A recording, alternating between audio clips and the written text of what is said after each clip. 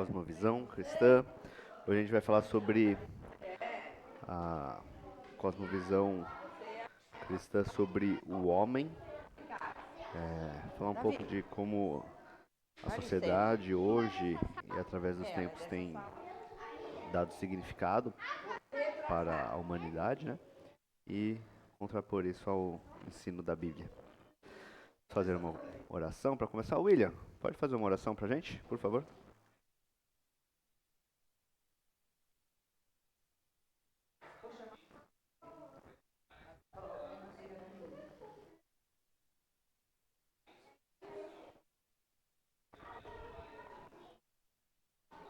Amém. Meus irmãos, hoje então, como que está o estado atual da cosmovisão sobre o homem? E aqui eu vou falar de homem como humanidade, tá? Então, tô falando de homem, mas é ser humano, humanidade, homem ou mulher. Hoje vamos falar basicamente dos dois como ser humano, tá bom? Hoje a gente tem uma grande crise de identidade. Quem já ouviu uma frase mais ou menos assim: eu sou uma mulher presa no corpo de um homem, né? Isso há 30 anos, talvez, 20 e tantos anos, 30, 40 anos, se eu falasse alguma coisa assim, as pessoas nem entenderiam essa frase, né? Seria uma daquelas frases assim, não faz sentido. Não está entendendo nem qual que é o problema que você está tentando expressar. Mas hoje é uma frase que a gente entende o que a pessoa está falando. Não concorda, tudo, mas a gente entende qual que é o problema que aquela pessoa está enfrentando, né? E isso mostra uma profunda crise de identidade, né? Ah, o avanço da tecnologia, uma massificação, assim, tudo é para muita gente. Então, isso fez com que o ser humano fosse perdendo alguns traços de identidade que ele tinha. Então, se antes ele podia se identificar com o seu trabalho, por exemplo. Isso até hoje é comum. Você pergunta, quem é você? Você fala, meu nome é tal, eu tenho a profissão tal. Você fala o seu trabalho. Porque de alguma maneira você se identifica com aquilo que você faz. Com o avanço da tecnologia, com as grandes cidades, os traços de pessoa acabam sendo perdidos. Então, se tem alguém para culpar, a culpa é da sociedade. A responsabilidade é do governo. A, é, a culpa é da sociedade. Foi a sociedade que me fez assim. E ver que tanto o governo quanto a sociedade são entidades que não são corpóreas, né? Não tem tem representantes e tudo, mas é meio vago. Você fala, a culpa é da sociedade. Quem é essa sociedade? Onde que ela está? Como que eu posso falar com ela para resolver, né, isso? Ah, isso foi deixando o ser humano, então, cada vez mais vazio de identidade. Junto, né, obviamente, com a perda da identidade em Cristo, mas nem só em Cristo, falando de uma maneira mais geral, de cultura, uma identidade em que a igreja tinha um papel importante. Então, antigamente também, ou muito tempo atrás, as pessoas poderiam se identificar como eu sou do clero, eu sou da igreja, ou eu não sou da igreja, eu sou da população geral. A minha vida, eu vivo a minha vida de acordo com as regras que a igreja impõe. Então, ali eu tinha uma certa identidade. Eu olho para a igreja é uma instituição forte, poderosa, eu respeito, então eu faço o que ela faz, o que ela manda, né, o que ela fala. Com a perda das instituições que falam como você deve ver sua vida, as pessoas perdem referenciais, perdem referências e cada vez mais vão se voltando para si mesmas, né, para dentro de si, para buscar ali as respostas que antes elas pegavam de outros lugares, né? Pegavam de instituições e tudo mais. Então hoje as pessoas têm essa crise de identidade, vivem num mundo sem sentido e, portanto, vivem sem esperança.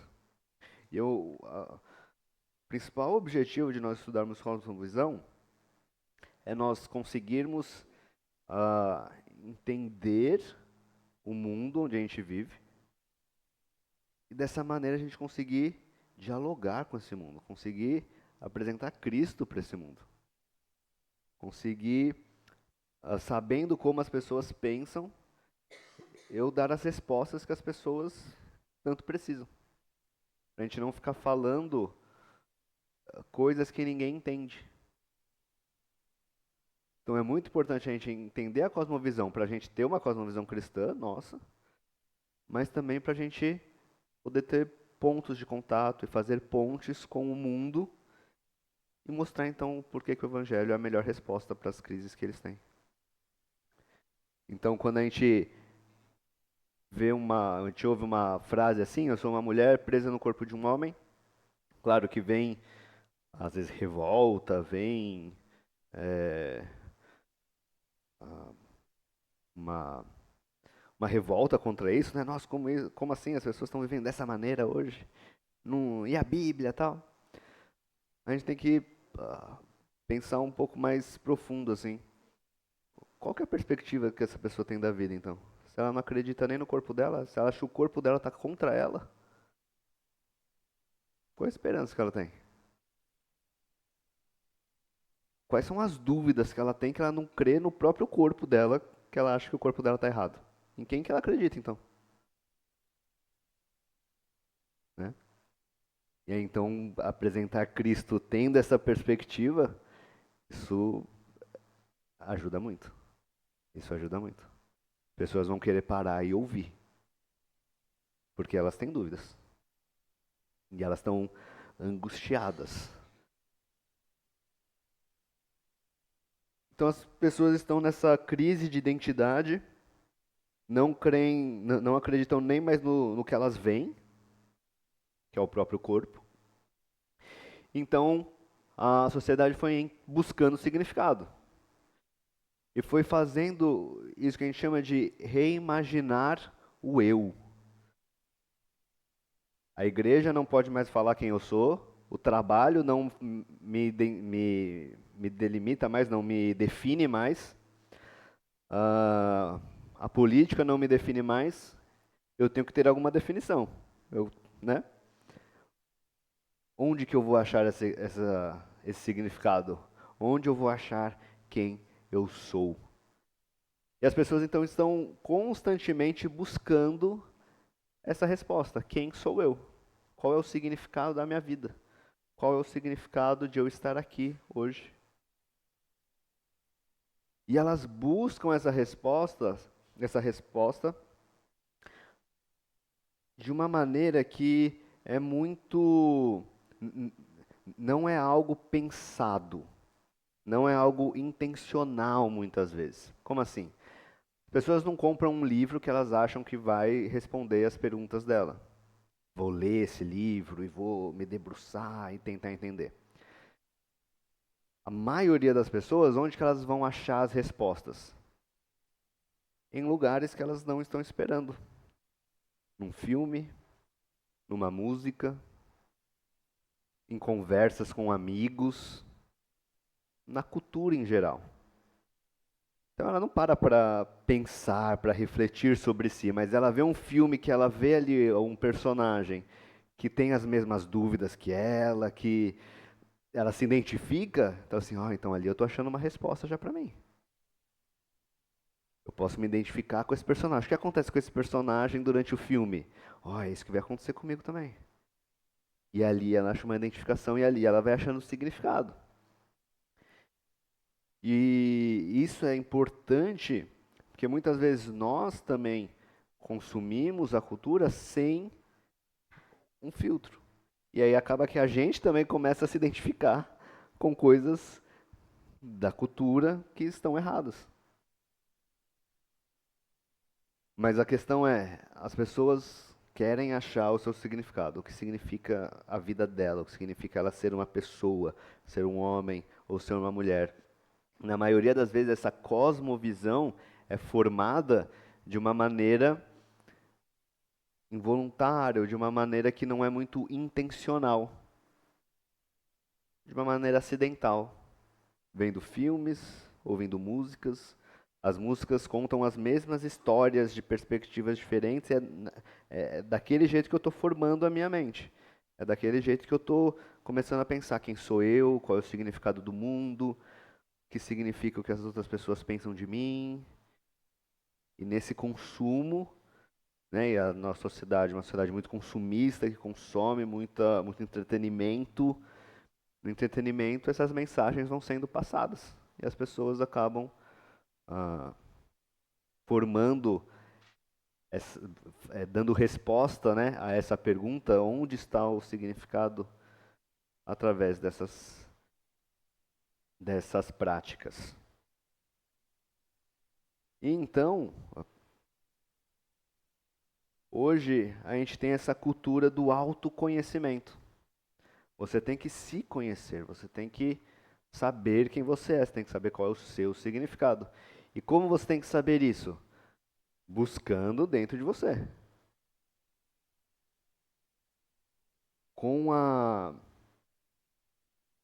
com a evolução do pensamento, né, com o progresso da sociedade, através aí dos séculos, as pessoas buscavam esse conhecimento de si, mas em outros lugares, não dentro de si mesmos. Quer ver um exemplo disso? Se, sei lá, na década de 60, você perguntasse para alguém assim, se eu perguntasse para o meu vô assim, vô, você gostava do seu trabalho? Ele vai entender essa pergunta de uma maneira diferente do que eu estou querendo falar. Para ele, o que era gostar do trabalho? Eu tinha um trabalho, me pagavam e eu pagava as contas. Então, acho que eu gostava do trabalho. Se você pergunta para um jovem hoje, você gosta do seu trabalho? É essa a mentalidade que ele vai ter? Assim, eu me sinto bem, eu faço o que eu quero. São esses os padrões que ele está pensando. Então, vê como isso tem muito a ver com identidade. Hoje, pegando só essa pergunta do trabalho, hoje é o quê? Eu tenho que fazer aquilo que eu gosto. Eu tenho que fazer aquilo que me dá prazer. Eu tenho que fazer aquilo que eu quero. Mas ninguém quer o que você quer fazer. Não importa, é assim que eu sou feliz. Eu quero fazer tal coisa. Ninguém quer comprar isso. Não tem problema, é o que eu quero fazer. É o meu desejo. É a minha vocação. Eu vou fazer isso.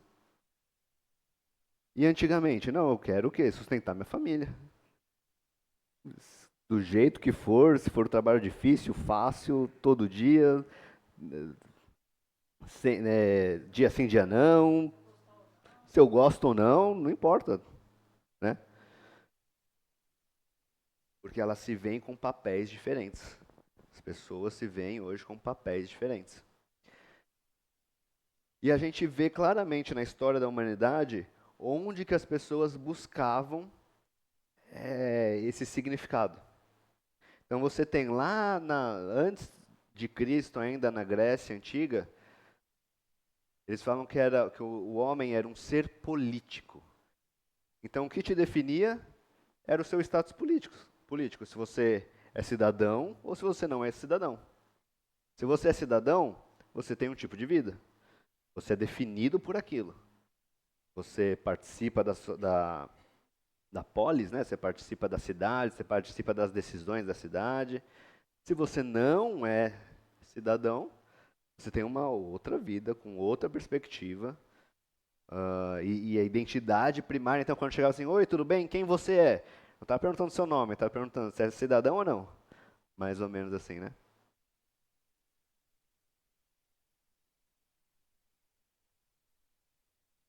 Exato. A cidadania era algo significativo, importante.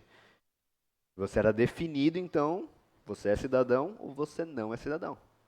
Né? Bem lembrado. Depois, com o tempo, com o crescimento da igreja, e a Igreja Católica, e já em Roma, com poder, ah, destituindo imperadores.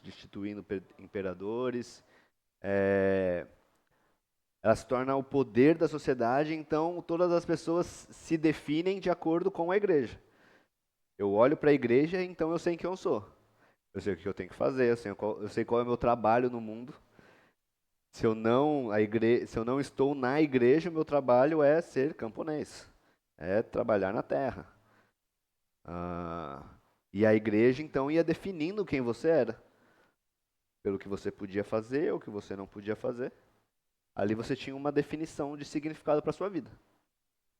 Depois disso, nós temos, com Revolução Industrial, principalmente, a importância do trabalho crescendo, isso que talvez esteja um pouco mais perto de nós, que é você ser identificado pelo seu trabalho. Você é aquilo que você faz, você é aquilo que você produz. Oi, meu nome é tal, eu sou médico, eu sou advogado, eu sou administrador. A identidade ligada àquilo que você faz e produz para a sociedade. E tudo isso, como vocês estão vendo, foi sendo perdido com o tempo, né? Por várias questões, mas principalmente por descrença do mundo. Então, eu não acredito mais na igreja, eu não acredito mais na política para me definir, eu não acredito mais no trabalho para me definir. Eu estou duvidando de tudo, nada faz sentido para mim. Então, onde que eu tenho que buscar o significado para mim mesmo? Dentro de mim. Nesse autoconhecimento. Então, eu tenho que voltar para dentro de mim mesmo e buscar aquilo que eu sou. Qual é meu papel nesse mundo? E isso, meus irmãos, não é algo novo. Antes de mostrar que não é algo novo, esse aqui é uma matéria da revista científica de distribuição popular, assim, da PUC do Rio Grande do Sul, de saúde. Conhece-te a ti mesmo, como praticar o autoconhecimento no dia a dia. Ali ficou fora do foco, mas diz assim: conecte seu passado com o seu presente para pensar sobre o seu futuro. Então, assim, tenho que pensar nas decisões que eu já tomei, o que aconteceu comigo até chegar aqui, para me conhecendo, sabendo quem eu sou, eu continuar fazendo escolhas, continuando nessa direção ou mudando essa direção. 2, observe sua energia e engajamento. O que você faz no seu dia a dia que você tem mais energia, que você se engaja mais? Essas coisas são as coisas que você gosta, então você se conhece, eu gosto dessas coisas, então é nisso que eu vou focar, é isso que eu vou fazer. É por essa linha que eu vou achar o meu significado. 3, experimente coisas novas. Então eu estou sempre atrás de experiências novas, porque eu posso achar coisas que eu vou gostar também. E aí então eu estou montando esse quebra-cabeça de quem sou eu. 4, essa não está aparecendo ali, mas 4 é pergunte a pessoas próximas. Então pessoas com quem você tem intimidade, você pede um feedback. Olha, eu acho que eu faço melhor tais coisas e tais coisas eu não gosto. É isso mesmo? Você vê isso em mim também? E 5, pense sobre os seus pensamentos, sentimentos e desejos. Então, pare um pouco e medite sobre o que você está pensando, o que você está fazendo, o que está acontecendo com você, o que as outras pessoas estão falando sobre você. Vê que tudo isso é voltado para você. Você vai se conhecer a partir de você mesmo. Quando você pergunta para as outras pessoas, é só para confirmar aquilo que você acha. Mas é um ciclo vicioso. Eu quero me conhecer, então onde que eu vou achar isso? Em mim mesmo.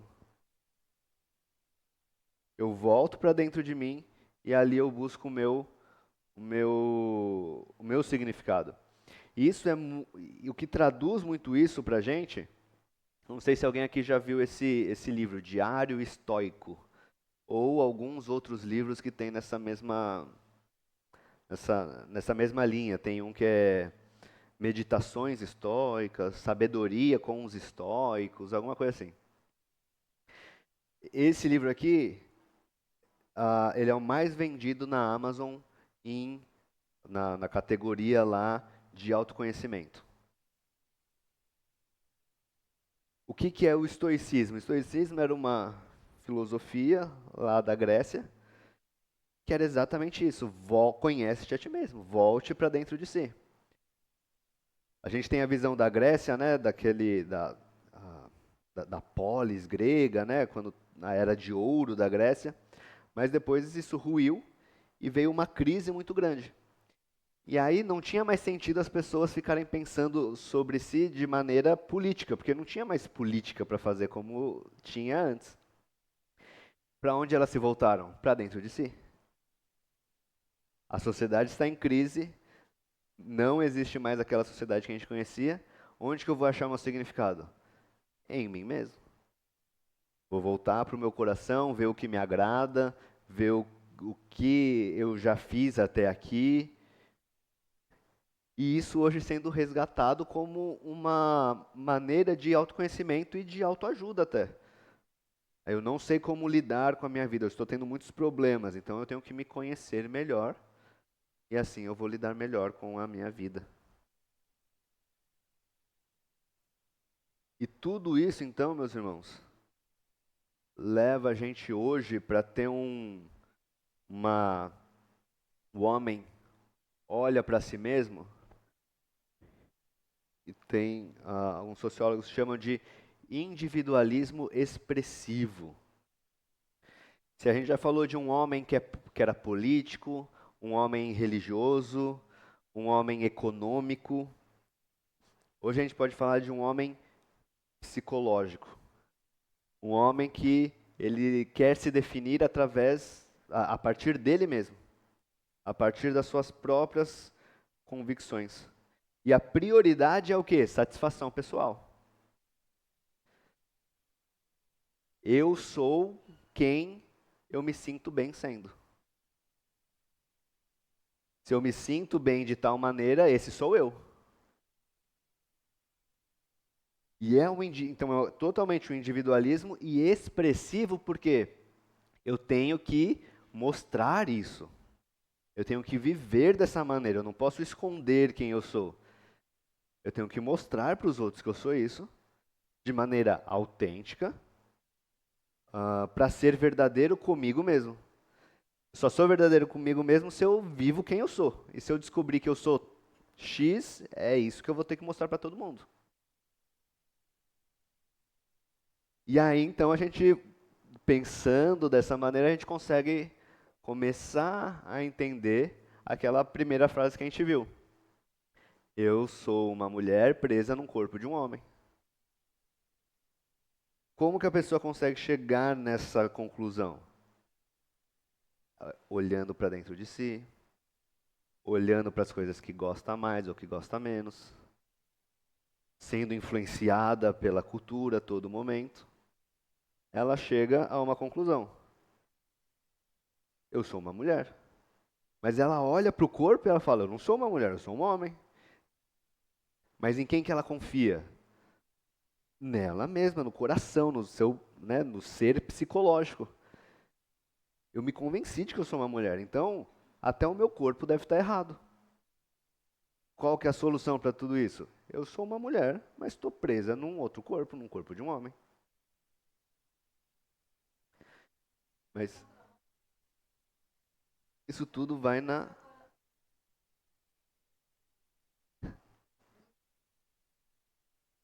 Exato. Porque essas são as expressões, né? Siga seu coração, seja verdadeiro consigo mesmo. Você não pode, e ninguém tem o poder ou ninguém tem a força de te contradizer.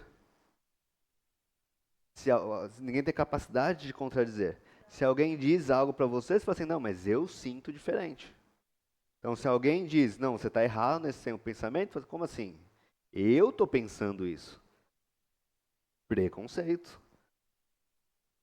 E você, e hoje, né, na esfera cultural, como que você mostra que a outra pessoa tem dignidade? Se você aceita aquilo que ela é.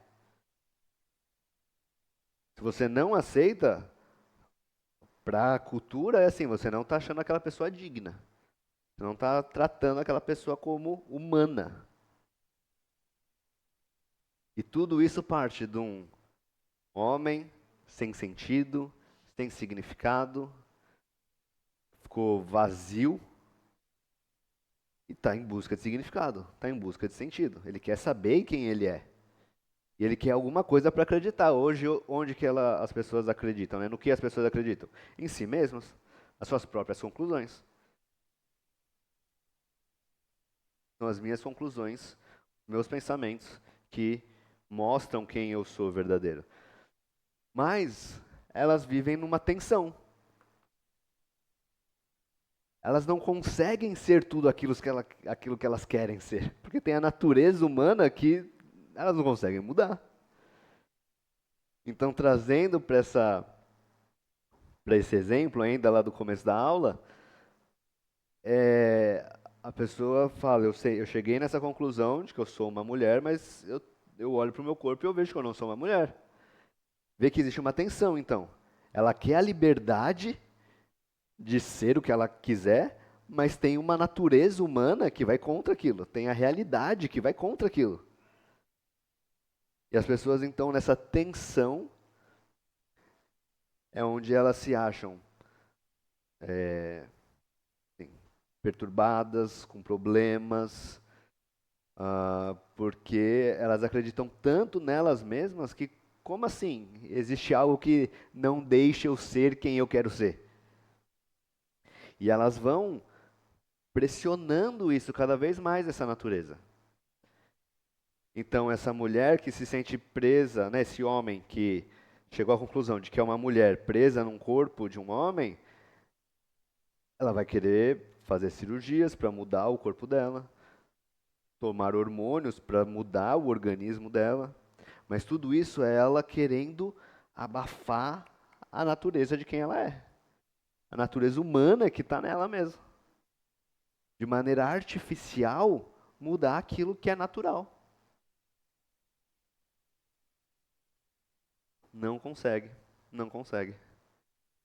Está sempre buscando, mas não consegue. Então essa é a tensão que as pessoas vivem hoje.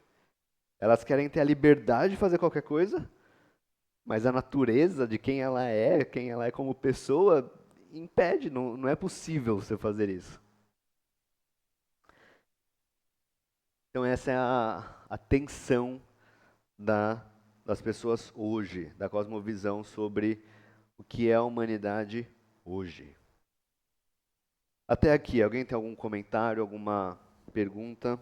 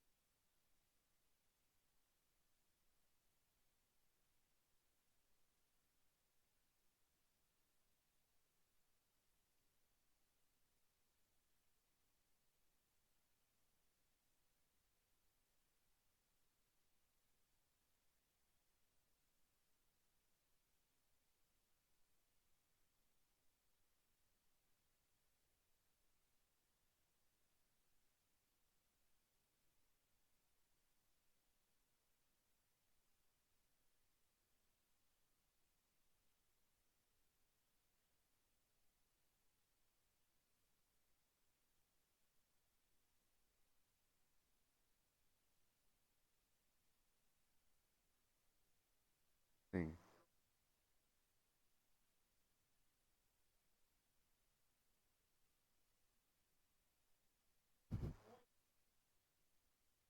Tiver degradação que o pecado traz, né? Que o pecado causa. Vamos ver isso. Até o homem. Sim? O-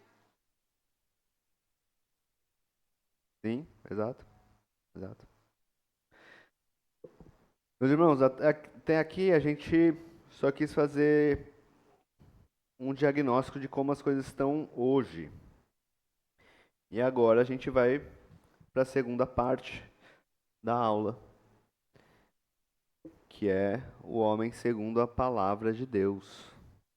Antes da gente entrar no texto e começar a pensar agora, a gente viu como a cosmovisão atual pensa sobre o homem.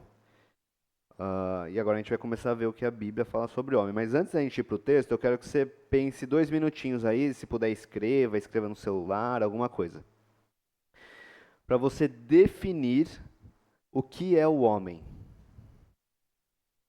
O que é o ser humano? Tire aí 2 minutinhos, pense. Se você fosse responder, resposta curta, resposta mais direta que você conseguir, o que é o ser humano? 2 minutinhos aí para você pensar.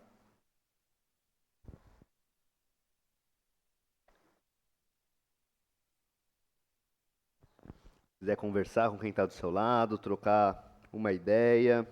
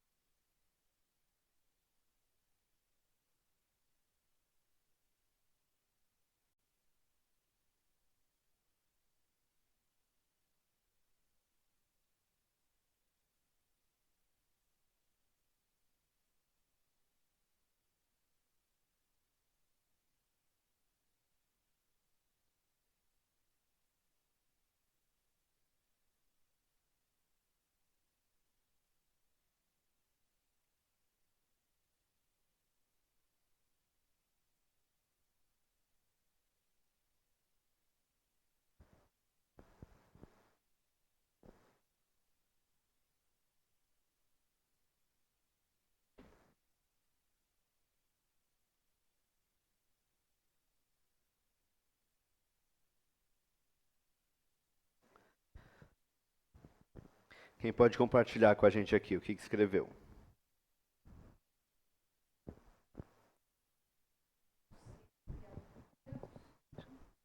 Não precisa. Ah, tá. Calma aí. O microfone, porque tá gravando. Eu não sabia. Pra sair na gravação também. Pode ficar aqui. O homem é um ser criado por Deus e Deus deu a ele a capacidade de pensar, de sentir e de agir. Ótimo. Quem mais? Então, meu modo de pensar é assim, o ser humano, ele sempre tenta achar o meio termo. E de acordo com a palavra de Deus, não tem meio termo. Ou você serve a Deus, ou você não serve. Quando você serve a Deus, a tendência é você crescer na vivência e convivência com Deus. Quando você não segue, a tendência é o quê? Você cair. Isso é a obediência e não a obediência. Então a tendência do homem, desde que lá, a palavra de Deus começou a conversar, desde lá da Adão e Eva, Abel e Caim, é assim. Então a gente entende. Mas por que está acontecendo isso? Porque a pessoa não tem Deus. Se não tem Deus, a tendência é cair. Se você tem Deus, a tendência é você subir. Isso, a gente fala assim, quando você se converte, não sou eu mais que vivo, e sim Cristo vive em mim. Se Cristo vive em você, você vai obedecer a palavra. Mas eu não concordo muito com isso. Peraí, se você não concorda, então você não está vivendo a palavra. A palavra está aí, está aberta para você estudar, para você ler, para você deixar do achismo, mas eu acho que é assim. Não tem o acho que é assim. É ordem, é obediência. Aí quando a pessoa começa a não obedecer, ela tem que tomar cuidado, porque a tendência de você não obedecer é que você achar que o mundo está correto. Espera aí. A palavra não muda. A gente vê lá coisas que aconteceram há anos atrás, há mais de 1000 anos atrás, e hoje está acontecendo a mesma coisa. Lá também aconteciam essas coisas erradas. Quando foi construída a arca, porque o ser humano já estava se depravando. Aí continuou, começou de novo. Mas o ser humano sempre vai se depravar. Quando o ministro estava falando sobre a saída do povo do Egito, o pessoal saiu do Egito e quando estava lá na terra, lá, achava, mas Deus nos abandonou, vamos fazer outro Deus para a gente. E fizeram outro Deus. Então, você lê a Bíblia toda, você vai ver sempre o povo deixando Deus de lado e Deus mostrando, ó, sem eu, vocês vão perecer. Aí voltando para Deus, voltava a crescer. Então, gente, tá claro, se você sem Deus, você vai cair. Você com Deus, você vai. Então, a definição do homem seria se ela está com Deus, se ele está com Deus ou sem Deus, isso define, né? Quem ele é. Legal. Mais alguém? Uma criatura perfeita criada por Deus. Criada à imagem e semelhança. Isso aí. O rascunho de Deus falido. Certo. Então, não entendi.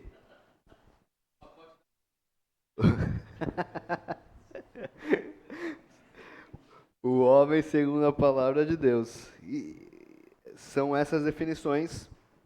E agora eu tenho uma segunda tarefa para você pensar. Você vai pensar de novo em quem é o homem. Escrever uma definição, pensar. Mas agora você não vai poder usar esses conceitos que você sabe das Escrituras. Você não vai poder falar que ele é a imagem de Deus. Você não vai poder falar que ele é criado por Deus. Esses são os principais, né? Criado, imagem. Você vai ter que tentar definir o que é o homem sem usar isso aí. Vai lá. Um pouquinho mais de tempo agora. Pensa aí.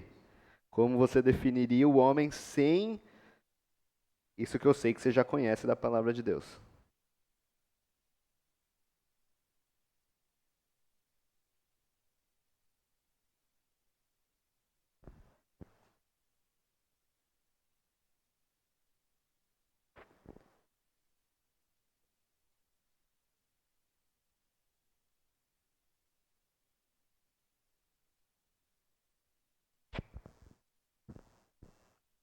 Para te ajudar, você pode pensar em como as pessoas que não conhecem a Deus definem o que é o homem.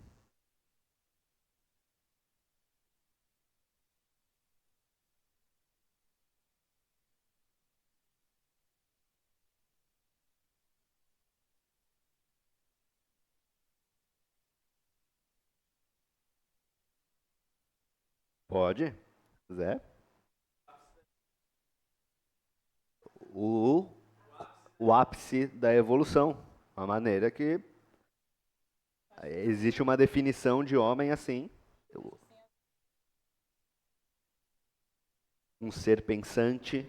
Então, o que define o homem é a sua capacidade de pensar racional. Eu já ia falar o contrário, Wanda, que o homem, ele é um ser tão emotivo, né?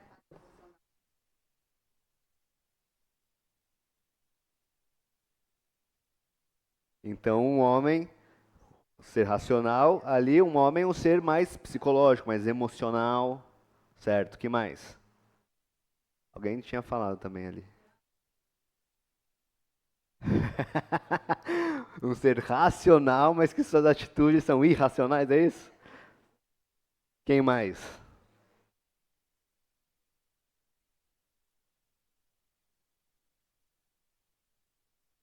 Um animal racional, biologicamente desenvolvido, inteligente, então a parte racional, né? Já ouviram falar que o homem, ele é resultado do local onde ele nasceu? O ambiente dele. Então ele é definido por onde ele nasceu, em que família ele nasceu, em que época da história ele nasceu. Certo? Então a gente falou do homem como um ser que, diga,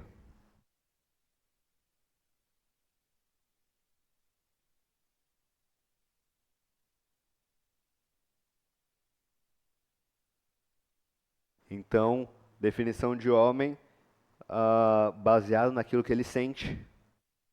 Exatamente. Então, também o homem baseado ou na sua racionalidade, ou na sua emoção, ou no seu contexto histórico, certo?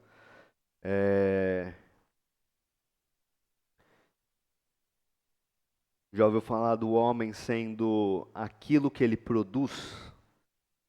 Então, o que que você deixou de herança? Qual é o seu legado? Então, a gente pode pensar no homem também como alguém que faz coisas, né? E ele é definido por isso. Você deixou muita coisa, você foi um bom homem, você agiu bem como um ser humano. Se você não deixou nada, fracassou. Diga, alguém ia falar. Então vê que várias maneiras de definir o homem. E aqui, vamos para as escrituras, e a gente vai. É isso que eu quero focar um pouquinho com vocês agora nessa segunda parte.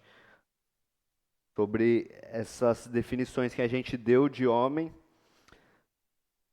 sem as escrituras, né? A segunda definição que a gente deu. Vamos começar lá em Gênesis 1. E como falaram, lá em Gênesis 1, nós já temos muitas respostas para essas dúvidas. Gênesis 1, 26 ao 28 diz assim: E Deus disse: Façamos o ser humano à nossa imagem, conforme a nossa semelhança. Tenha ele domínio sobre os peixes do mar, sobre as aves do céu, sobre os animais domésticos, sobre toda a terra e sobre todos os animais que rastejam pela terra. Assim Deus criou o ser humano à sua imagem, a imagem de Deus o criou, homem e mulher os criou, e Deus os abençoou e lhes disse: Sejam fecundos, multipliquem-se, enchem a terra e sujeitem-na. Tenham domínio sobre os peixes do mar, sobre as aves dos céus e sobre todo o animal que rasteja pela terra. Então aqui a gente já tem aquelas duas principais partes do homem, da definição de homem que vocês trouxeram na primeira definição, né? Usando todo o conhecimento de vocês. E graças a Deus veio das escrituras, né? O homem como imagem e semelhança de Deus, né? É interessante aqui no texto que antes aqui do versículo 26, Deus está criando os animais, né? E tudo vem, sempre Deus fala assim: haja, que a terra produza. E acontece. E os animais todos que vêm à existência são segundo a sua espécie, segundo a sua espécie, segundo a sua espécie, segundo a sua espécie. E há então já um enfoque na criação do homem, quando no 26 Deus diz assim: façamos o ser humano a nossa imagem e nossa semelhança. Então, Deus dá um enfoque de que ele está, assim, ele fazendo aquilo, ele decidindo fazer aquilo. Se as outras coisas ele falava, surja, haja, apareça, dependendo da tradução, aqui ele fala assim: façamos o homem a nossa imagem, a nossa semelhança. O homem não é segundo a sua espécie, que nem todos os animais, mas é segundo a imagem e semelhança de Deus. E aqui tem um aspecto muito importante dessa imagem e semelhança. A gente poderia abordar isso de várias maneiras, mas o que eu quero abordar aqui com vocês hoje é que isso faz do homem um ser em aliança com Deus. Em aliança, isso significa em um relacionamento com Deus. Todo ser humano criado está em um relacionamento com Deus. Como o irmão falou, a gente pode pensar no homem de uma maneira que, num primeiro momento, se ele está se relacionando com Deus conforme as estipulações de Deus, ou não. Se ele se relaciona ainda com Deus, ninguém consegue fugir de Deus. Mas se ele está se relacionando com Deus em termos de rebeldia, em termos de fugir das estipulações que Deus deu para eles se relacionarem. Mas todo homem é imagem e semelhança de Deus. Significa também que Deus, ele, como criador do homem, ele deu ao homem a sua imagem e semelhança, e assim como ele deu ao homem a sua imagem e semelhança, ele deu a toda a criação o significado de todas as coisas. Então Deus não criou e deixou para o homem dar significado a tudo que existia. Deus é o Criador. Ele deu significado para tudo e o homem tinha que descobrir isso. O homem tinha que ir dominando a natureza, cultivando o jardim. O homem tinha que descobrir aquilo que Deus criou. Mas é Deus quem dá o significado de todas as coisas. E o homem, em relacionamento com Deus, ele deve então fazer tudo isso que a gente leu aqui: multiplicar, encher a terra, sujeitar a terra, ter domínio sobre a terra e assim por diante. Então o homem, ele é feito à imagem e semelhança de Deus. Isso significa que ele está em um relacionamento com Deus. Depois do pecado, o homem perde essa imagem e semelhança? O que vocês acham? Sim. O homem perde alguns aspectos dessa imagem e semelhança, mas ele continua sendo portador da imagem de Deus. Ele está num relacionamento de rebeldia. Ele não quer mais relacionamento com Deus. Mas o homem, ele nunca deixa de ser imagem e semelhança de Deus. E isso, a gente vê isso, por exemplo, em Gênesis 9, depois do pecado, depois do dilúvio. Deus está falando com Noé, e ele fala para Noé que se alguém matar um homem, deve ser morto, porque atacou a imagem de Deus. Tiago também vai falar que quando a gente fala mal do irmão, a gente está atacando quem? Alguém que é a imagem e semelhança de Deus. Então a imagem e semelhança de Deus, ela não é perdida pelo homem com a queda.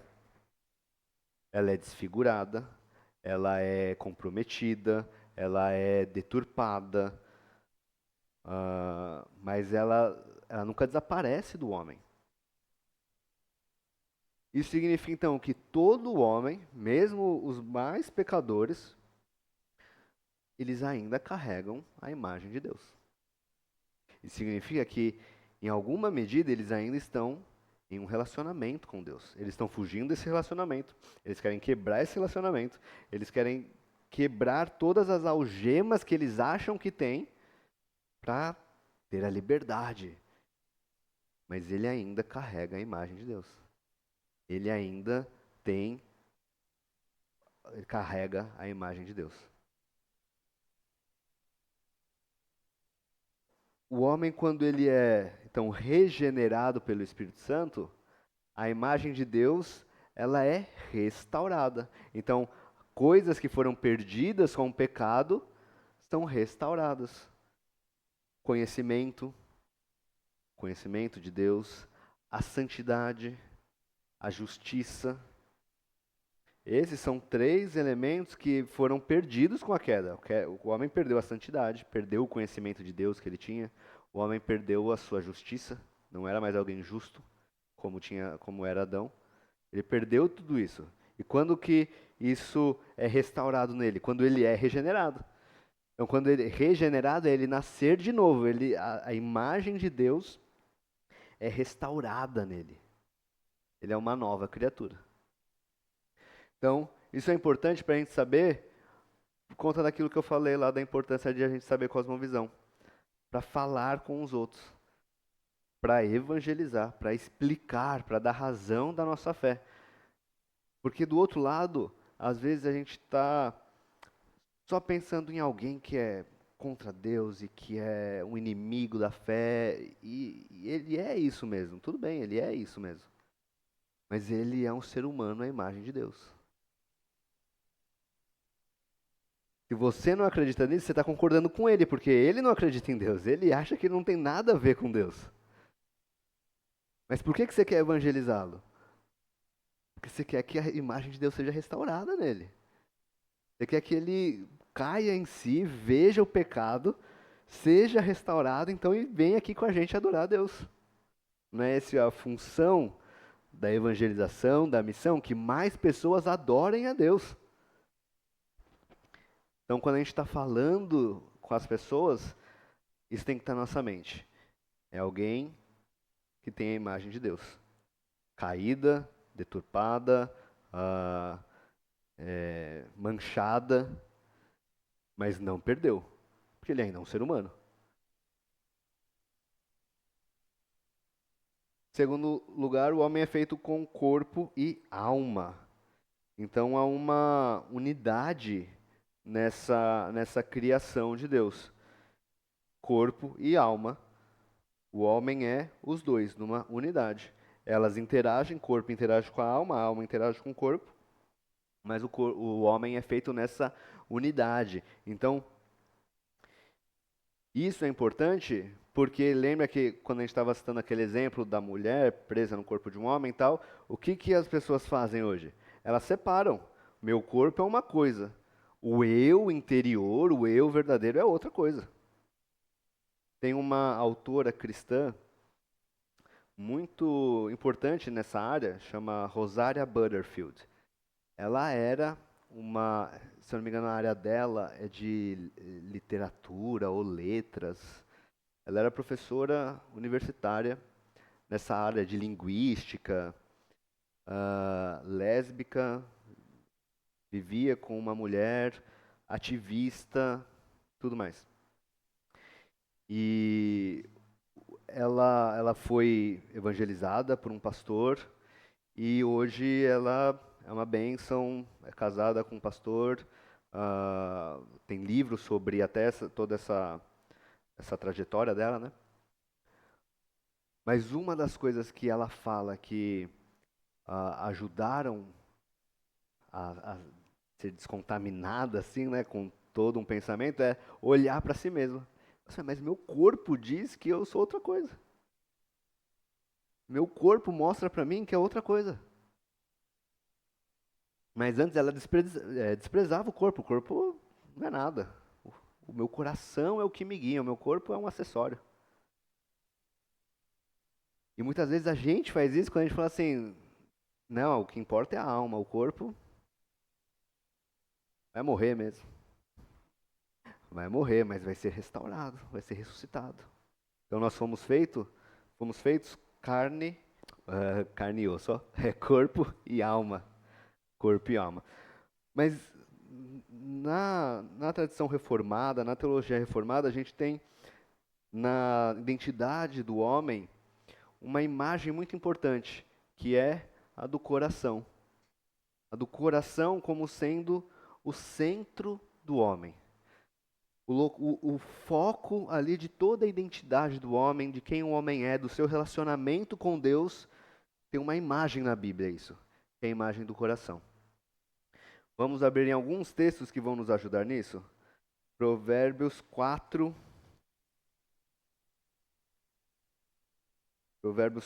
23. Eu vou pedir para alguém já abrir em Provérbios 27, 19. Alguém abra, por favor, em Provérbios 27, 19.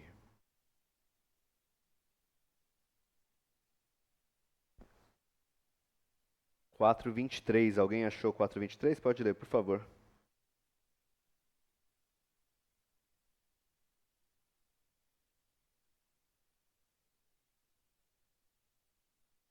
Guarde bem o seu coração, porque dele procedem as fontes da vida. Provérbios 27, 19. Quem achou, por favor?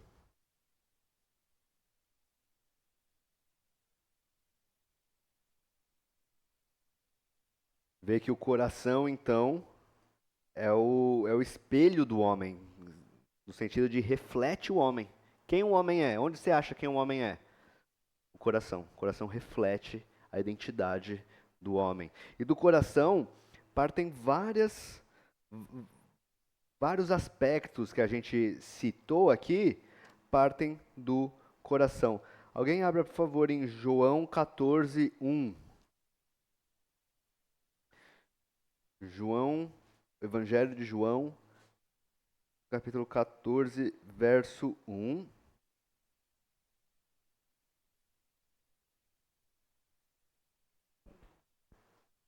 E o versículo 27 também, por favor.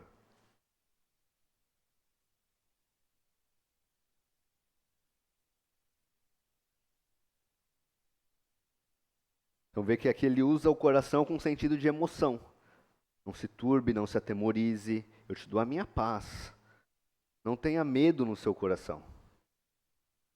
Então aquilo que a gente falou de emoção, da onde que parte? Do coração. Deuteronômio 29, 4 diz assim: Mas até o dia de hoje o Senhor não deu a vocês um coração para entender, nem olhos para ver, nem ouvidos para ouvir. Então até o entendimento humano, a gente falou do homem como um ser racional, da onde que vem esse entendimento? Do coração. Vê como o coração, então, ele é o ponto focal do homem, que tudo parte dele, a emoção parte dele, o pensamento, o raciocínio, o entendimento parte do coração. E por isso, então, que a gente fala do coração como sendo esse centro do homem que identifica todo o homem e que está em íntimo relacionamento com Deus. Se o coração de alguém é restaurado, toda a sua vida vai recebendo as consequências dessa restauração. O seu pensamento, as suas emoções. Agora, se o coração da pessoa está em rebelião contra Deus, seu pensamento, as suas emoções vão partir de um coração que não está em submissão a Deus, mas está em rebeldia.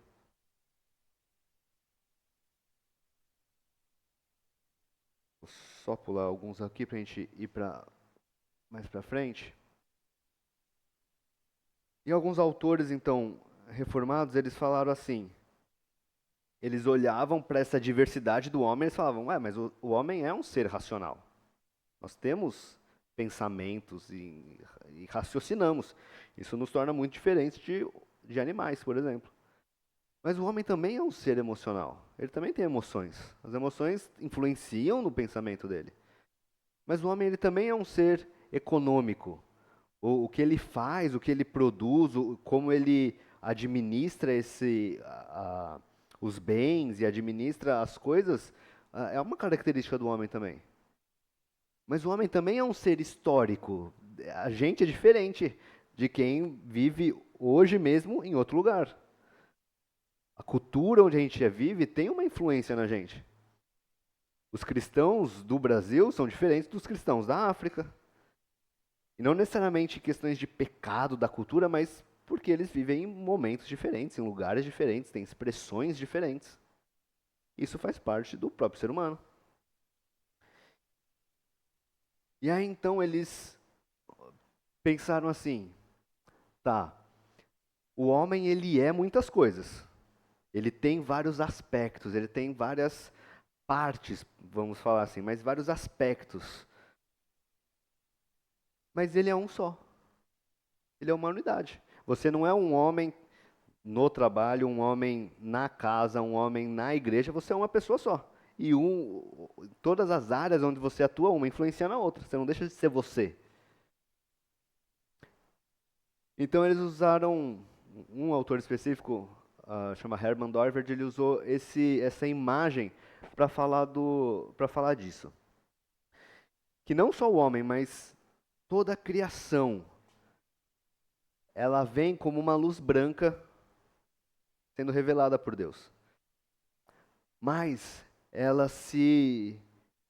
sofre essa refração em várias cores. Essas cores sendo esses aspectos.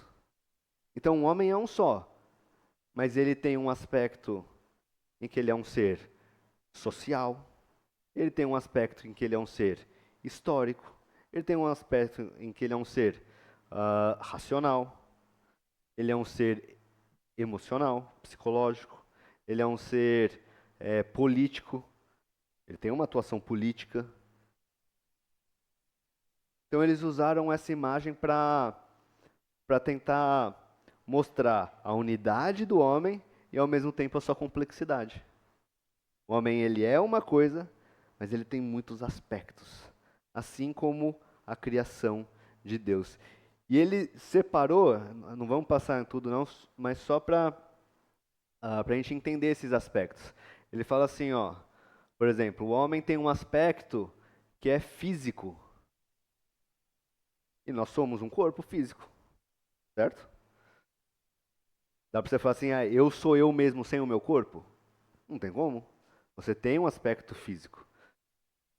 Nós temos um aspecto biótico. Nós temos um aspecto em que o nosso corpo ele é hormônios agindo, energia sendo gasta, energia sendo consumida, energia entrando. Se você ficar sem comer, você vai desmaiar. Por quê? Porque você precisa de energia. Você precisa de... A sua vida ela é mantida com energia. Temos hormônios, se os seus hormônios estão desequilibrados, desregulados, a gente precisa ajustar isso de alguma maneira. Então nós sofremos influência disso também. Mas outras coisas, como a gente falou, é um ser lógico, então é um ser racional, um ser que pensa. Fala, não, isso aqui não bate com isso aqui. Ou isso bate com isso.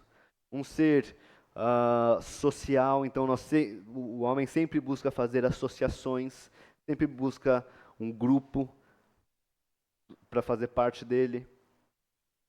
E assim por diante. Mas só para mostrar para vocês essa diversidade que é o homem. E as escrituras comportam isso. Mas as escrituras elas mostram o homem como tendo uma identidade. Essa identidade está no seu coração. O homem age de maneiras diferentes, mas o seu coração é o centro. E aqui ficou tudo desfigurado, mas a ideia era essa mesmo. De homens com vários aspectos, mas o coração é o centro dele. E o que é que está no coração? O que vai definir a identidade desse coração é se ele é guiado pelas Escrituras ou se ele não é guiado pelas Escrituras. Se ele compreende aquela cosmovisão cristã, criação, queda e redenção, ou ele não compreende isso. E ele está então em rebeldia contra Deus. E para terminarmos, irmãos, não, antes de irmos para essa outra, como isso pode nos ajudar com aquela pessoa que a gente imaginou aqui durante o começo da aula, primeira parte da aula que a gente falou, de uma pessoa que se expressava daquela maneira. Eu sou uma mulher presa num corpo de um homem.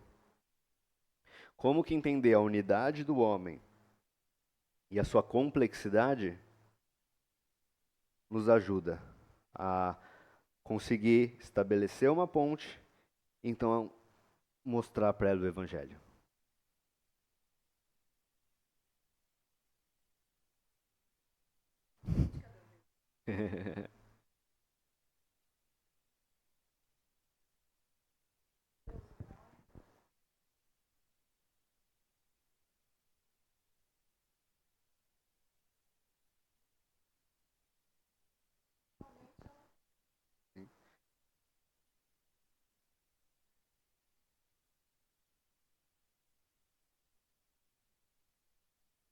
Ou então o corpo tem um significado, né? Tá ali com algum propósito e as emoções dela só farão sentido a partir desse conhecimento de Deus, né?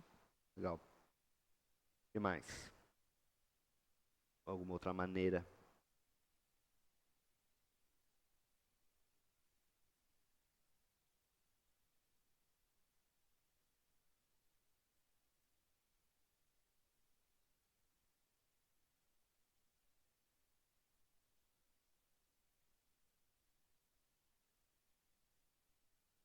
Legal. Fazer perguntas. Como eu falei, as pessoas elas não param para pensar nessas coisas. Elas vão vivendo assim. Então, quando você faz perguntas, provavelmente vai ser a primeira vez que ela vai parar e se confrontar. E, e assim é uma ótima oportunidade para a gente perceber as falhas, perceber as brechas, perceber os conceitos errados que ela mesmo tem e apresentar alguma outra coisa. Interessante, ontem no seminário a gente teve evangelismo, né? E tem algumas perguntas para a gente fazer para guiar o evangelismo, às vezes a gente usa. E é impressionante, quando você segue ali as perguntas, as respostas são sempre as mesmas e as pessoas terminam em dúvida. Porque você pergunta assim, a maioria das pessoas se consideram cristãs e que conhecem Deus e tudo mais. E aí então você pergunta, você se considera uma pessoa boa? Sim, me considero uma pessoa boa. Como você acha, quando morre, o que acontece? Ah, ou vai para o céu ou vai para o inferno.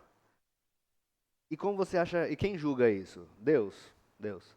E como que Deus julga? Ele olha, ele vê se você fez coisas boas ou coisas ruins. E aí ele julga se você vai pro céu ou pro inferno. Aí a gente pergunta, tá, e se fez coisas ruins? Você fez coisas boas, apagam as coisas ruins que você fez?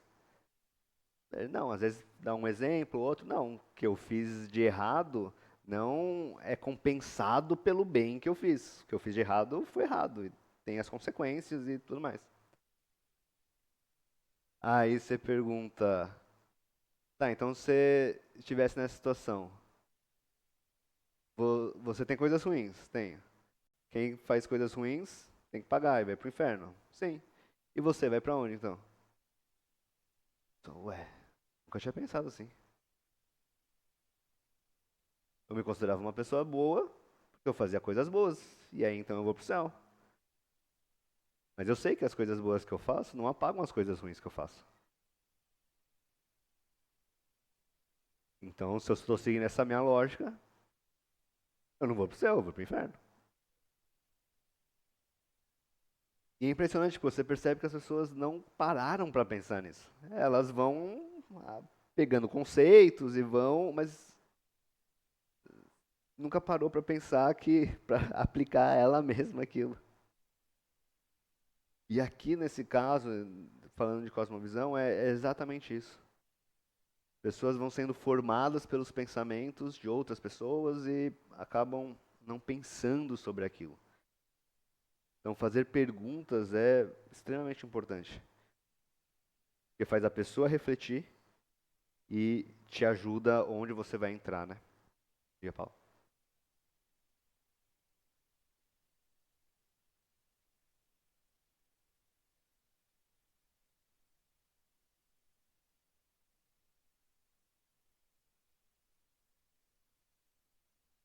De continuar a lavagem dos pecados, né? Não sei se foi por isso, mas isso faz todo sentido, né? Assim, isso faz dentro de uma lógica de que, então se eu peco, eu vou para o inferno. É, vamos fazer outras coisas. Então, dentro dessa lógica faz todo sentido.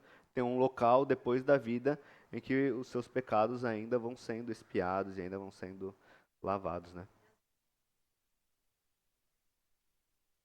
É. Deus que sabe. Diga.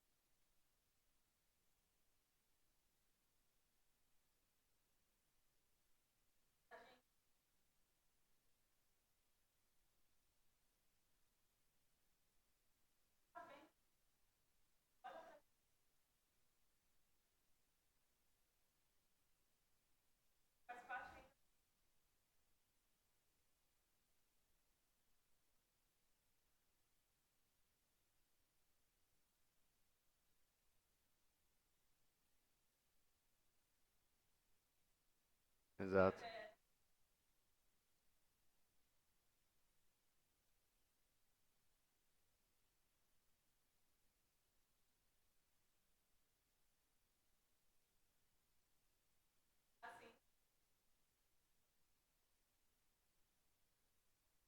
Sim.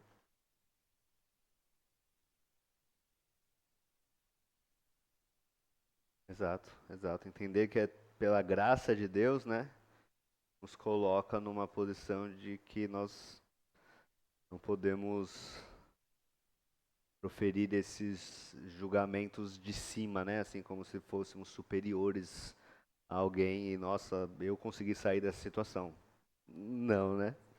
Sabemos que não, só a graça de Deus mesmo para nos tirar dessa escravidão, né? Meus irmãos, vamos ler um último texto que está no segundo livro dos Reis, capítulo 6.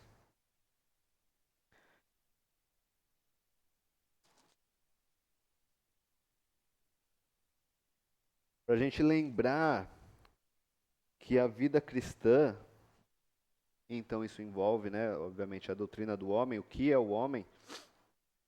A vida que a gente vive é uma vida que é sobrenatural. No sentido de que ela é além daquilo que a gente vê. Ela é além do material. É além daquilo que os nossos olhos veem. Segundo livro dos Reis, capítulo 6, os versos 16 e 17, diz assim: Ele respondeu: Não tenha medo, porque são mais os que estão conosco do que os que estão com eles. E Eliseu orou e disse: Senhor, peço que abras os olhos para que veja. O Senhor abriu os olhos do moço, e ele viu que o monte estava cheio de cavalos e carros de fogo ao redor de Eliseu. Aqui, meus irmãos, eles estavam numa guerra contra os sírios, e o moço, né, o jovem que está com Eliseu, ele vê um grande exército sírio chegando, e ele começa a ficar preocupado. E aí ele fala isso com Eliseu, e é interessante que Eliseu ora, e a oração de Eliseu é assim: Peço-te, Senhor, que abras os olhos dele para que veja. E aí Deus abre os olhos dele e ele enxerga um exército celestial que já estava ali, só que ele não via. A ideia do texto não é para a gente pedir para ver coisas que não estamos vendo, mas para que a gente esteja ciente de que o reino de Deus, ele é invisível. De que existem as coisas visíveis e os invisíveis. E de que isso está na nossa vida. E por isso, então, a gente pode sempre saber que Deus está conosco. A gente pode saber que tudo que a gente faz é movido pelo Espírito. Tudo que a gente faz é como se estivéssemos ou estamos sendo guiados pelo Espírito de Deus, pelo Espírito Santo.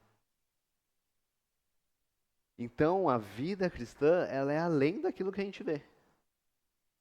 Ela é além do material. E tem também uma dimensão espiritual. Deus é espírito. E nós somos chamados, então, a nos lembrarmos disso. Para sempre termos em mente que há mais acontecendo do que aquilo que a gente vê. Há mais do que o simples material. Mas Deus está em todos os lugares, agindo em todos os lugares, protegendo em todos os lugares, trazendo juízo em todos os lugares. Mas Deus está ali. Nós não vemos as coisas como elas são agora. Mas a própria promessa é que um dia veremos Cristo reinando sobre tudo. Ele já reina, mas ainda não vemos as coisas assim. Mas um dia veremos. Um dia essas coisas serão vistas por todos nós. Então, só para nos lembrarmos que na nossa vida cristã, além de tudo isso que a gente falou, da complexidade do homem ser um, do homem estar em aliança com Deus e ter um relacionamento com Deus, Nós cremos num mundo espiritual, num mundo em que Deus age e Ele está em todos os lugares e sabiamente Ele governa todas as coisas. Vamos encerrar, que já deu o horário, e aí se alguém tiver alguma dúvida, alguma questão, pode vir aqui falar comigo depois, tá bom? Senhor Deus, amado Pai, louvamos o Teu nome por esse dia, por essa manhã que tivemos.